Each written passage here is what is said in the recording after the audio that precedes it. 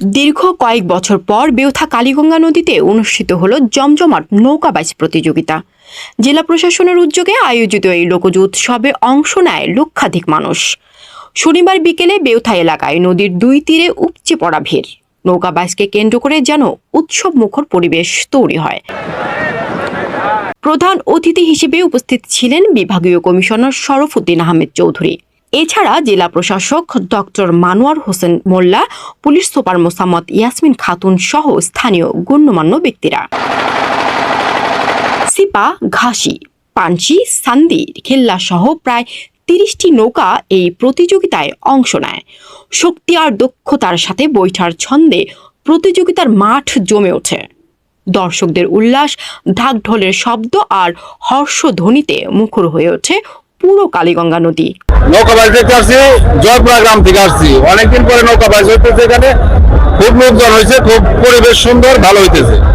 হ্যাঁ, ভবিষ্যতেও এরকম প্রত্যেক বছরই যাতে এরকম নৌকাবাইজ হয়, দূর দূরান্ত মানুষ এসে খেলাধুলা দেখতে পারে, আনন্দ হয়, এটাই তো ভালো। আগে কখনো নৌকাবাইজ দেখিনি, আমি এই প্রথমেই দেখছি, আমার খুব ভালো লাগছে দেখতে। আমি কুমিল্লার থেকে আসছি, এখানে নৌকা দৌড় দেখছি, খুব ভালো লাগতেছে। আমার ওয়াইফ নিয়ে আসছি। প্রতিযোগিতা শেষে বিজয়ীদের হাতে তুলে দেওয়া হয় পুরস্কার। প্রথম স্থান অধিকারীকে দেওয়া হয় মোটরসাইকেল। আমার নাম আবু সালেক, সাবেক মেম্বার, সাথে পাবনা বিটাপাড়া, শেরে বাংলা বিটাপাড়া নৌকার মালিক। আমি আপনাদের মানিকগঞ্জে এসে সুন্দর পরিবেশে আমরা নৌকাবাইজ প্রতিযোগিতা করে আমরা বিজয় অর্জন করেছি এবং মানিকগঞ্জের যে কমিটি বর্গ আছে তাদের অনেক ধন্যবাদ জানাই। সুন্দর পরিবেশে আমাদের এই বাইচটা সম্পন্ন করেছে। আর দ্বিতীয় ও তৃতীয় স্থান অর্জনকারীরা পান রেফ্রিজারেটর, টেলিভিশন, মাইক্রোওয়েভ সহ নানা পুরস্কার। দীর্ঘদিন পর এখানে আবারও নৌকাবাইজ অনুষ্ঠিত হওয়ায় দর্শনার্থীদের মাঝেও দেখা যায় উল্লাস। তাদের চাওয়া প্রতি বছরই এমন আয়োজন করা হোক। এরকম বাইচ কিছু কিছু জায়গায় হইলে আমরা গিয়ে দেখতে পারি। আর আমাদের আগে যেরকম বাইচ হইতো, এখন তো অতটা বাইচ হয় না বিদায়ী, মানে মানুষের যে সমাগম, মানুষের ভিড়ে মানে হাঁটাই যায় না এমন অবস্থা, এমন মানুষ।